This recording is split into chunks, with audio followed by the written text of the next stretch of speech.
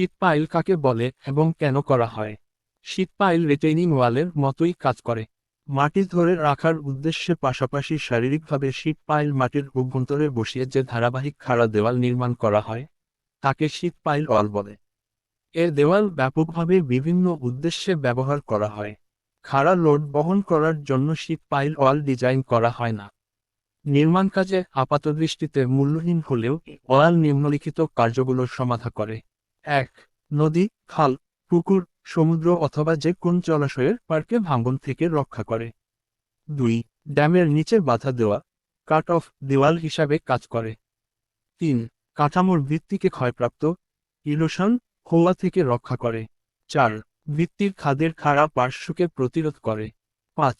ভিত্তি এবং ভিত্তির নিম্নস্থ মাটিকে সীমাবদ্ধ রাখে। আঘাত এবং কম্পনের কারণে মাটির পার্শ্ব সরণ প্রতিরোধ করে। ৬.